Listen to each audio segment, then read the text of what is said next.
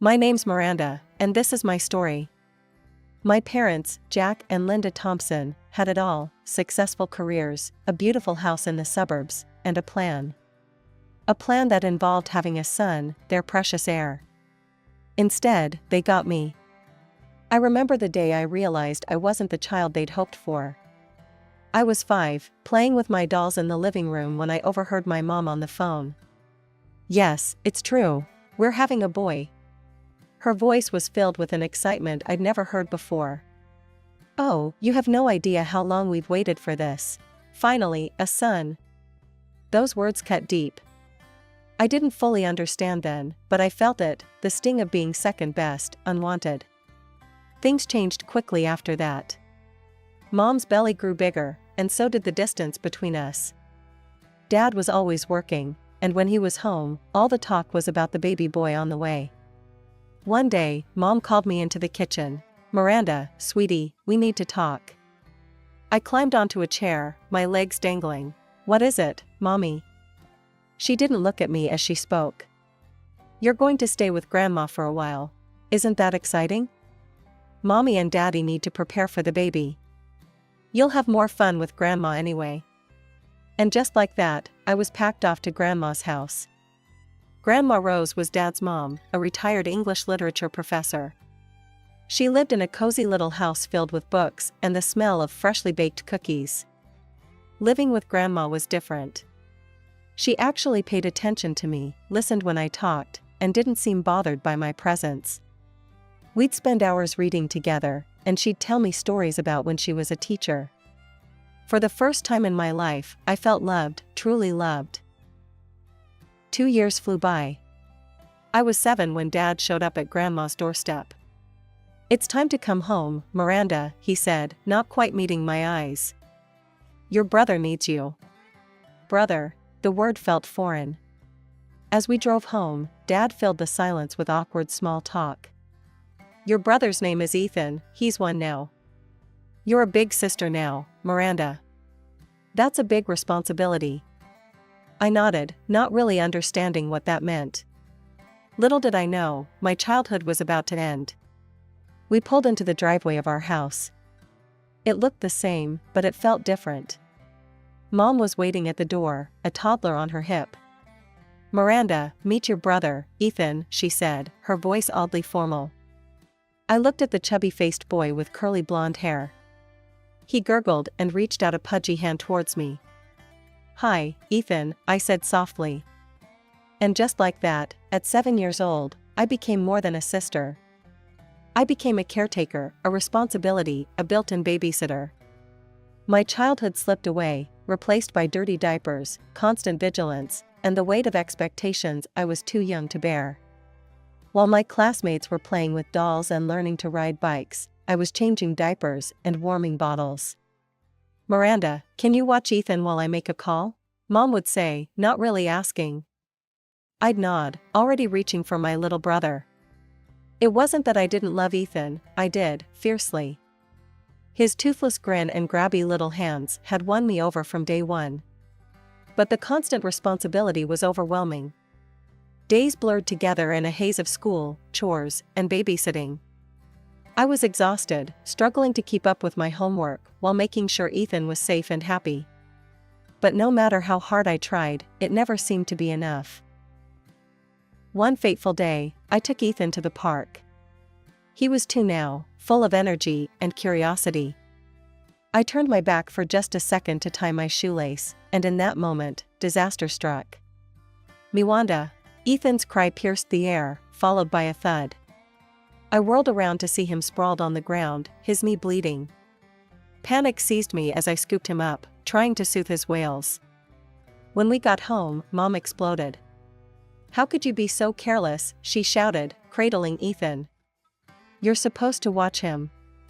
"I'm sorry, I just..." "No excuses," Dad chimed in, his face red with anger. "Go to your room. We'll discuss your punishment later." I fled upstairs, tears streaming down my face. It wasn't fair. I was doing my best, but I was just a kid myself. The incidents piled up. Ethan burning his tongue on hot porridge because I didn't blow on it enough.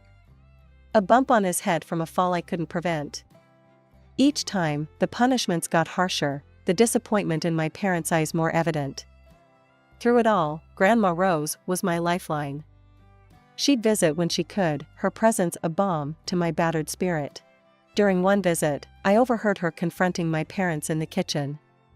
"This is unacceptable," Grandma's usually gentle voice was sharp. "Miranda is a child, not a nanny. Your favoritism towards Ethan is hurting her." "Mother, please," Dad sighed. "These are our children. We know what's best for them." "Do you?" Grandma challenged. "Because from where I'm standing, you're neglecting one child in favor of the other." "That's enough," Mom cut in. "We appreciate your concern, but this is our family. We'll raise our children as we see fit." I threw myself into my studies. School became my sanctuary, a place where I could shine on my own merits. And shine I did, my grades a silent rebellion against the notion that I wasn't good enough. The years flew by, and before I knew it, I was standing at a crossroads. High school was behind me, and college loomed ahead. Despite the constant struggle at home, I'd managed to excel in my studies. It was my ticket out, my chance at freedom. When the acceptance letter arrived, I could hardly believe my eyes. Not only had I been accepted to study investment management, but I'd also received a full scholarship. My hands shook as I read the words over and over again. "Mom, Dad," I called out, racing down the stairs. "I got in. Full scholarship." "Oh, thank goodness," Mom sighed, relief evident in her voice. "That saves us a fortune. We need to start saving for Ethan's college fund." My heart sank. Of course. It wasn't about my achievement. It was about the money they wouldn't have to spend on me. The first few months were a whirlwind of classes, new friends, and the exhilarating taste of freedom. The money from my parents, combined with the small amounts Grandma Rose secretly sent, was just enough to scrape by. I was careful with every penny, knowing how precious this lifeline was. But 6 months into my college journey, everything changed again. My phone rang one evening as I was studying for a finance exam. "Miranda," Mom's voice came through, curt and businesslike. "We won't be sending you any more money. Ethan needs tutors if he's going to have any chance at college. We need to focus our resources on him now." I felt the familiar sting of rejection, of being cast aside. "But Mom, I can barely." "You're an adult now, Miranda," she cut me off. "You need to solve your own problems. We can't keep supporting you forever." The next few weeks were a blur of stress and sleepless nights. I scoured job boards, applied to every position I could find. Finally, I landed a part-time gig at a nearby cafe. The hours were long, the pay was meager, but it was something. Balancing work and studies was brutal. I'd rush from classes to shifts, then stay up late into the night studying. Dark circles became a permanent fixture under my eyes, and my grades started to slip. One particularly rough day, I called Grandma Rose, desperate for a friendly voice. "Miranda, sweetheart, you sound exhausted," she said, concern evident in her voice. The dam broke. Through tears, I told her everything, the cut-off allowance, the grueling work hours, the struggle to keep up with my studies. "Those absolute," Grandma cut herself off, taking a deep breath. "Listen to me, Miranda, you focus on your studies. I'm increasing your monthly allowance. And don't you dare argue with me about it." "But Grandma." "No buts," she said firmly. "You deserve this education, and you shouldn't have to kill yourself working to get it. Your parents, well, let's just say, I'll be having words with them." True to her word, Grandma's support allowed me to cut back my work hours. I could breathe again, focus on my classes. My grades improved, and for the first time in months, I felt hope. The years at college flew by in a blur of textbooks, exams, and late-night study sessions. Before I knew it, I was standing on the stage, diploma in hand, magna cum laude gleaming on the certificate. As I scanned the audience, I spotted Grandma Rose, beaming with pride. My parents and Ethan were noticeably absent. With my degree in hand, doors opened. I landed a job at Stonebridge Investments, a prestigious firm in the city. The salary was more money than I'd ever seen, and for the first time in my life, I felt truly independent. To save money, I moved in with Sarah, a coworker who became a fast friend. Our tiny apartment was a far cry from the dorms, but it was ours, and it felt like freedom. When my first paycheck arrived, I knew exactly what I wanted to do with it. I scoured every second-hand bookstore in the city until I found it, a rare first edition of Grandma's favorite author. The following weekend, I took a train to my hometown, gift in hand. Grandma's face lit up when she saw me at her door. "Miranda, what a wonderful surprise." I presented her with the wrapped book, watching as tears welled in her eyes when she opened it. "Oh, my dear girl," she whispered, hugging me tight. "You shouldn't have." "I wanted to," I said simply. "You've done so much for me, Grandma." As we chatted over tea, I mentioned visiting my parents. Grandma's face tightened slightly, but she nodded. "I'm sure they'd love to see you." But when I called, Mom's voice was distant. "Oh, this weekend? We're quite busy, Miranda. Perhaps another time." The rejection stung, but I pushed it aside. I spent the weekend with Grandma instead, relishing her warmth and genuine interest in my life. As I boarded the train back to the city on Sunday, I couldn't help but feel a mix of sadness and relief. Time marched on. 2 years passed in the blink of an eye, and my career soared. My bosses praised my work ethic and insight, and the bonuses started rolling in. Soon, I was able to afford my own apartment, a small, sun-filled space that was all mine. One evening, as I was settling in for a quiet night, my phone rang. Mom's name flashed on the screen. "Miranda," she said without preamble. "These teachers, they just don't understand Ethan. They're giving him such poor grades. He barely scraped into City College." I bit my lip, choosing my words carefully. "Mom, maybe college isn't the right path for everyone. There are great vocational courses Ethan could." "Don't be stupid," she snapped. "Your brother is brilliant. Much smarter than you, actually. He's just misunderstood. He'll show everyone, you'll see." As I hung up, I gazed around my apartment, the tangible proof of my success. Yet somehow, I still felt like that little girl, desperately seeking approval. Life has a funny way of appending expectations. While I was building my career, brick by careful brick, Ethan's college experience was crumbling around him. It was a crisp autumn day when Mom called again, her voice tight with frustration. "Ethan's been expelled," she said without preamble.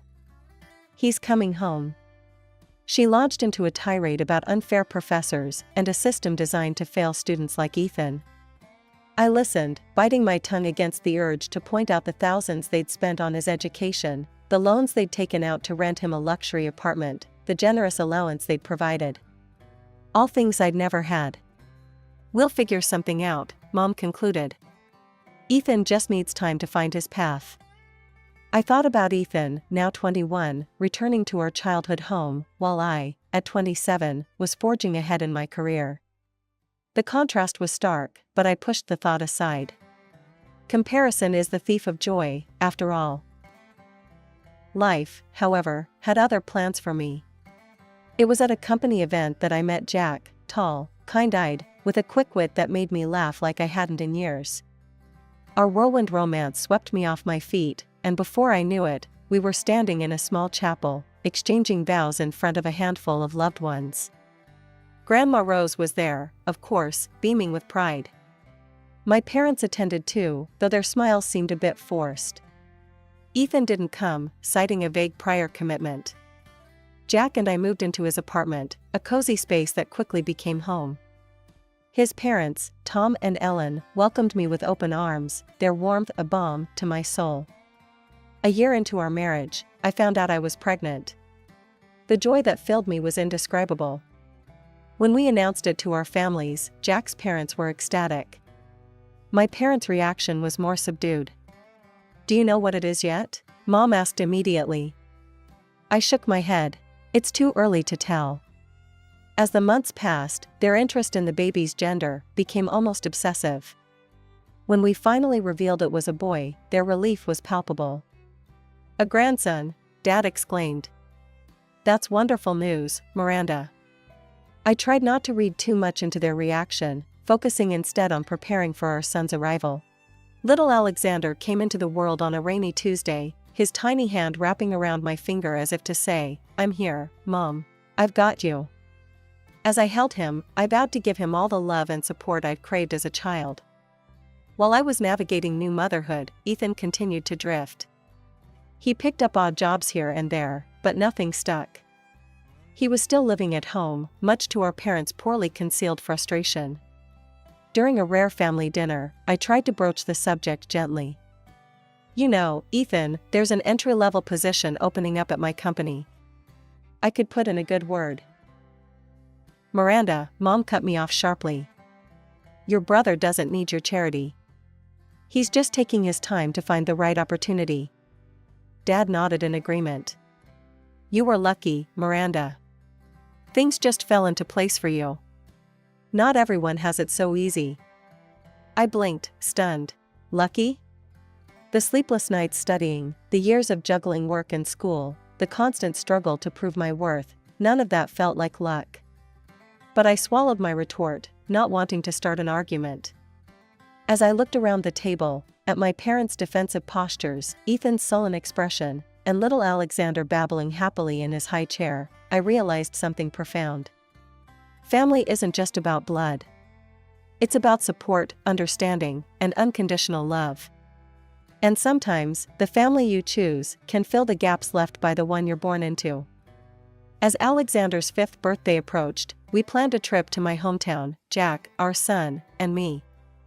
Our first stop was Grandma Rose's house.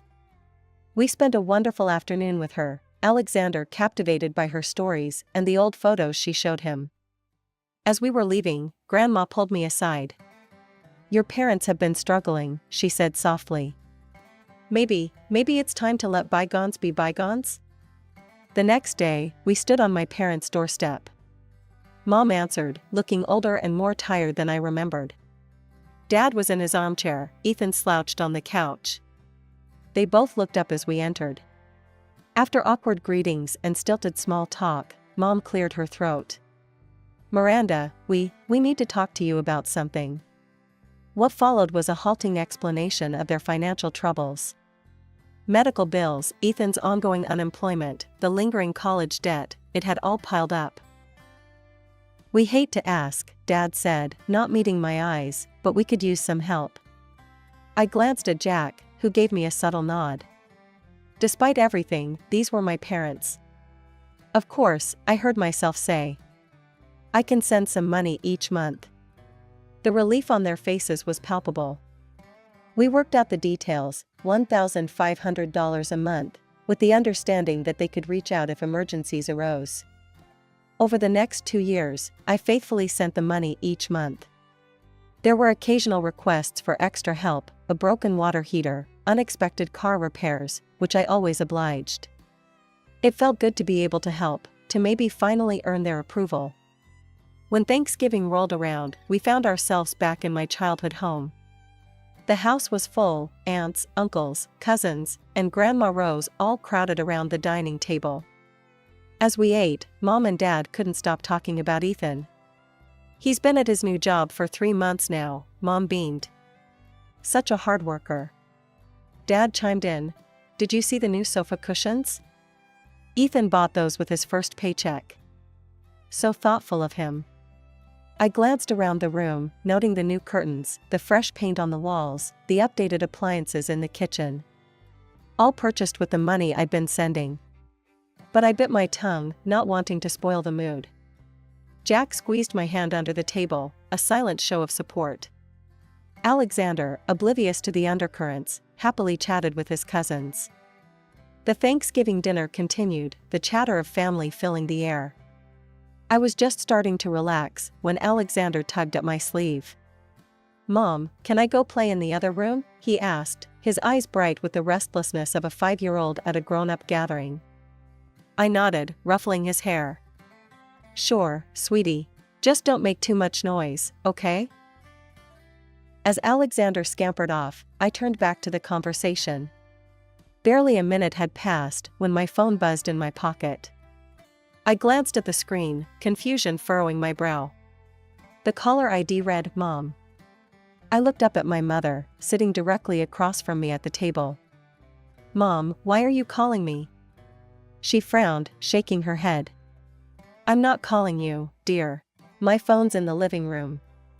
Just then, Alexander reappeared in the doorway, my mother's phone clutched in his small hands. The room fell quiet as all eyes turned to him.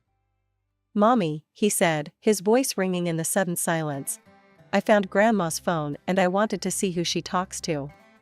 I saw a funny name, Cash Cow, and clicked on it to see who it would call. "Why did it call you, Mommy?" "What's a cash cow?" The words hit me like a physical blow. Cash cow. Is that all I was to them? I looked around the table. My relatives sat frozen, forks halfway to their mouths. Grandma Rose's face was a mask of shock and anger. And my parents, they had gone deathly pale. The silence stretched, thick and suffocating, until something inside me snapped.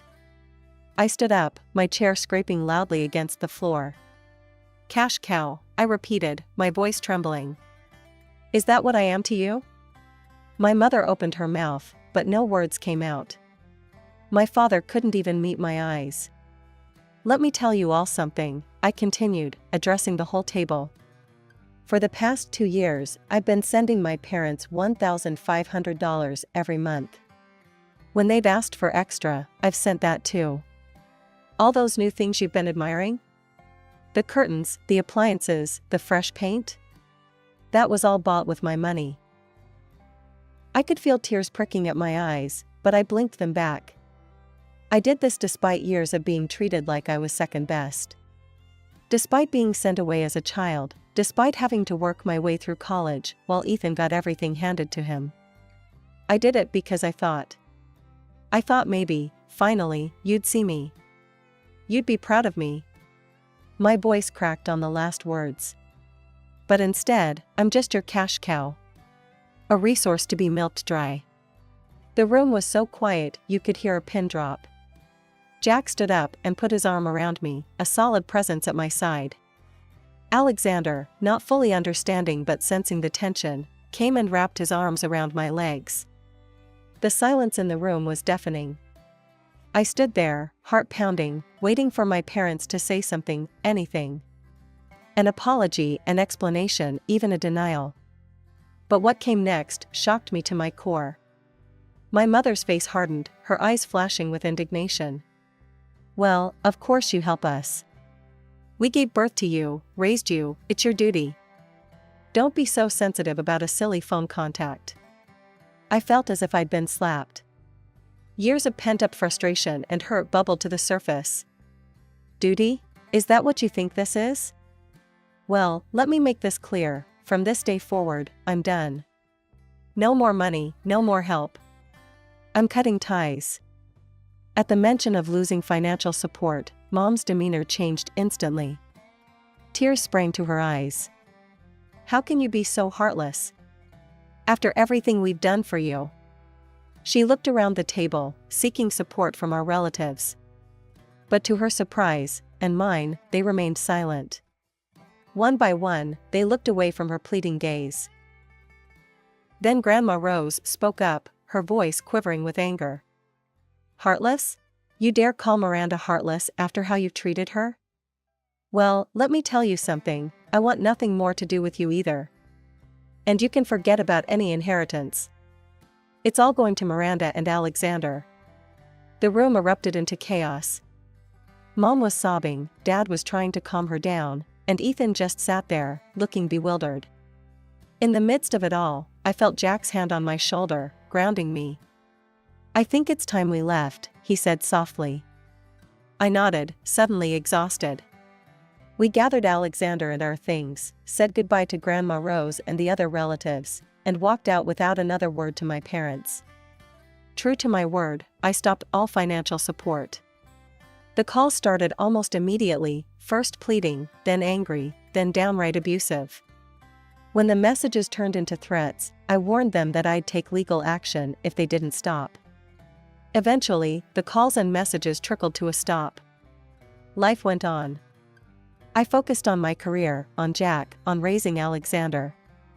Grandma Rose became an even bigger part of our lives, her love and support a balm to the wound left by my parents' betrayal. Years passed.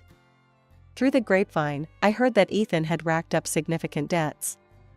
My parents, in a last-ditch effort to bail him out, had to sell their house.